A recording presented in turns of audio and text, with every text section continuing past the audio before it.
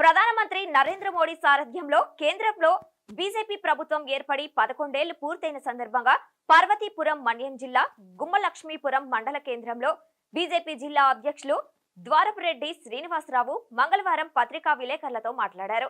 దేశంలో make in India ద్వారా ప్రధానమంత్రి నరేంద్ర మోడీ 11 ఏళ్లలో ప్రపంచ దేశాలతో పోటీపడి భారతదేశాన్ని అభివృద్ధి చేస్తున్న ఒకే ఒక వ్యక్తి ప్రధానమంత్రి నరేంద్ర మోడీ అని కొనియాడారు. కేంద్రంలో బీజేపీ అధికారంలోకి వచ్చిన తర్వాత పరిపాలనా విధానంలో విదేశాంగ విధానం, ఆర్థిక విధానం మరెన్నో విప్లవాత్మక మార్పులు తెస్తూ దేశాన్ని అగ్రగామిగా అభివృద్ధి పదంలో నడిపిస్తున్న ఏకైక వ్యక్తి ప్రధానమంత్రి నరేంద్ర మోడీ అని కొనియాడారు. అనంతరం బీజేపీలో కలిసిన పలువురిని కండువాలు వేసి పార్టీలోకి ఆహ్వానించిన జిల్లా పార్టీ అధ్యక్షులు ద్వారపూడి శ్రీనివాస్, మద్ది దొరబాబు, మజ్జి ప్రసాద్, భాస్కర్ రావు, దివాకర్ దొరబాబు, అప్పలస్వామి, తోటా భాస్కర్, తిరుపతి మాస్టర్, ప్రసాద్, గౌతమ్, హరీష్, ధర్మతేజ పాల్గొన్నారు. బీజేపీ కుటుంబ సభ్యుడు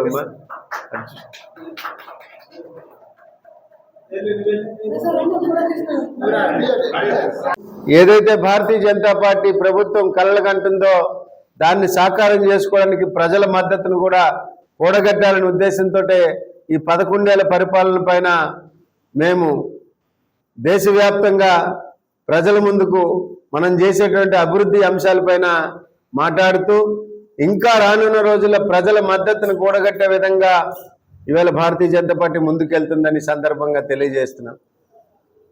అలాగే ఏదైతే ఈవేళ ప్రపంచం మొత్తం భారతదేశానికి బాసటగా నిలుస్తూ భారత్నే మన శత్రు దేశమైనటువంటి పాకిస్తాన్లో కూడా భారత ప్రభుత్వ విధానాలను మనము పాటించాలి, మనకి ఏదైతే ఉగ్రవాద ఆ లక్షణాలు మనకున్నాయో వీటిని పారదోలి అభివృద్ధి వైపు వెళ్ళాలని పాకిస్తాన్ ప్రజలు కూడా ఇవాళ నరేంద్ర మోడీని కొనియాడే పరిస్థితి ఇవాళ ఉంది. ఇట్లాంటి సందర్భంలో ఈవేళ ఏదైతే గిరిజన గ్రామాల్లో అభివృద్ధి ఎలాగుందో ఈ ప్రాంతంలో మీ అందరికీ తెలుసు. దేశంలో ఉన్నటువంటి ఏ గిరిజన మారుమూల పల్లెకైనా సరే రోడ్లు, అలాగే తాగునీటి సౌకర్యం, అలాగే కరెంటు లేని గ్రామాలు ఉండకూడదు. విద్య, వైద్య, ఆరోగ్యం కూడా వాళ్ళకు అందుబాటులో ఉండాలని మీ అందరికీ తెలుసు.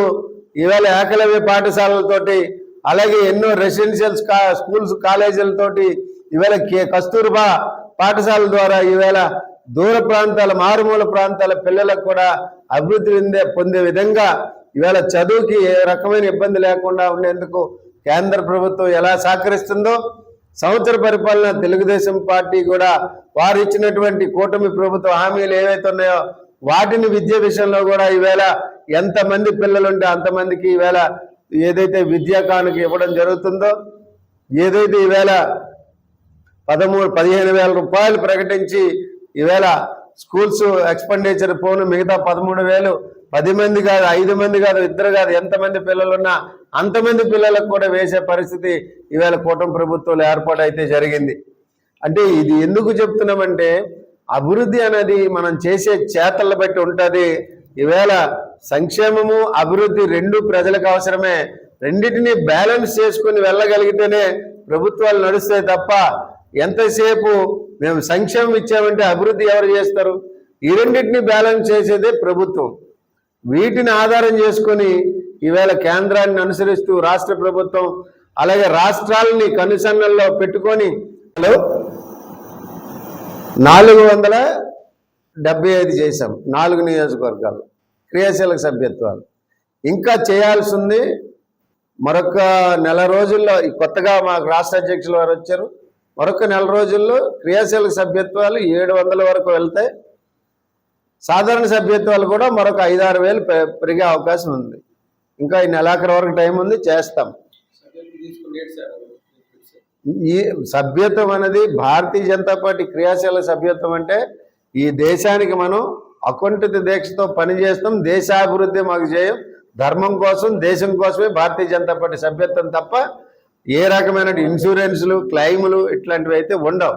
ఎందుకు? ఇది అంతే. ఇది జాతీయ పార్టీ. జాతీయ పార్టీ దేశవ్యాప్తంగా 14 కోట్ల సభ్యత్వాలు మాకు అయ్యాయి. ఇప్పటికీ 14 కోట్లు అంటే అంతా ట్రాన్స్పరెన్సీ, ఆన్లైన్, సెల్ ఫోన్ తోటి జరిగినవి అన్నీ. గతంలో మాన్యువల్గా జరిగిన సభ్యత్వాలు కాదు, ఇప్పుడు ట్రాన్స్పరెన్సీతో జరిగిన సభ్యత్వాలు 14 కోట్లు అయినాయి. ఇంకా మాకు టార్గెట్, ఇంకా 4 కోట్లు మా టార్గెట్ ఉంది, జరుగుతాయని చెప్పి ఆశతోటి పనిచేస్తున్నాం.